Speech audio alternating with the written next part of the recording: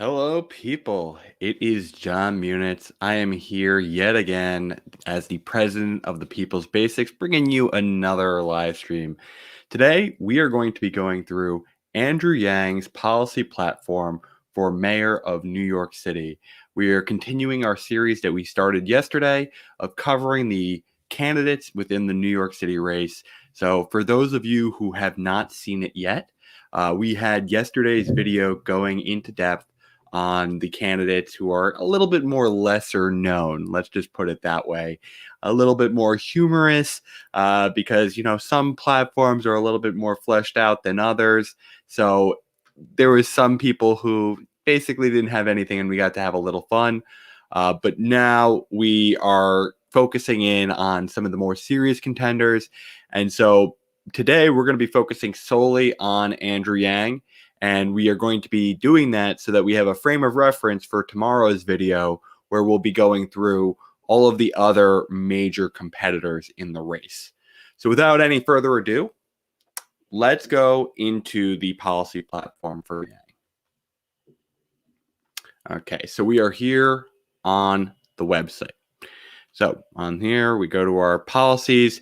I think for a lot of you, you know who Andrew Yang has been since you've been following this platform for a while. But, Andrew Yang is a former presidential candidate during the 2020 cycle. He is an entrepreneur, having run several businesses, mainly in New York City itself, with Manhattan Prep being the most successful venture. He is also a nonprofit executive who had run Venture for America, trying to help create jobs around the country, as well as more recently post-campaign, helping lead humanity forward in distributing cash to people in need. So without further ado, you might be asking, why did he decide to run for mayor? A lot of people speculated, he might want to run for the president in 2024. We've had him on our program and even got to ask him that question, and it was something he was certainly considering. He had also been talking to us, telling us that he was considering a cabinet position, but he decided to turn down a cabinet position and run for New York City because essentially he sees the city in a moment of crisis. He has been a long-term resident of the system for 25 years, since 1996, and he finally wanted to get involved at that level. He has frequently said that he wants to get involved in a more executive capacity, and my presumption is that holding an elected form of office is going to help him more long-term compared to an appointed cabinet position. So obviously, as you could see here on our page of why he's running, the big things that he is running on are, a basic income program, which is targeted to be $1 billion per year. This is not a universal basic income program like he had run on his presidential campaign, because local politics is a little bit different than federal politics. But he is targeting a $1 billion a year program to those who are the most dire in need. I believe he had said it's 500,000 people. We'll see those details later when we go into the policy platform, but it's a guaranteed minimum income program, not a universal basic income program. He's running on a human-centered economy. I like that he actually updated the verbiage. This is actually something people should note. He ran on his presidential campaign on human-centered capitalism. Now he's just simply changing the verbiage to human-centered economy. And I think that's a good change, especially in a more liberal area like New York City that does have some more socialist pockets as well. It leaves it more open.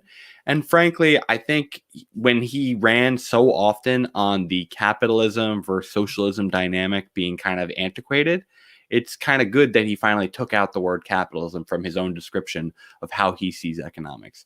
I think he largely sees economics like I do, in that we want to have some level of a mixed market approach, certain things that are basic necessities being provisioned from the government, as well potentially from other private providers, and then certain things that are less essential goods being solely produced from private providers. Furthermore, so beyond human-centered economy, he wants to run on fact-based governance, which we love. We love when people will go into the data, have things that they can be able to cite for why they believe something is the right solution going forward. And sometimes that's going to be the way you can escape the more partisan and ideological mindset, because if you're following the data doesn't always say the left is right. The data doesn't always say the right is right. there are solutions to problems that are not partisan solutions. More often, and this is why we generally are a little bit more center left here, tend to be more solutions that are better when it comes to like a social democracy, which is center left. But there are solutions from across the spectrum that deserve consideration. And if the data backs it up, we should be considering that. And I think that fact-based governance is important because how do you make sure any goal succeeds? You track its progress. You have to measure it. So I think it's very important to focus on the data and doing fact-based governance. And then finally, it makes sense having an accessible healthcare system. We are still in the middle of a pandemic. We have to have an assurance that a vaccine is properly being rolled out from our government. And so that is going to be the number one priority, because it's going to be hard to rev up the economy again without people feeling confident that when they're out in public, they're not going to be exposed to a deadly virus.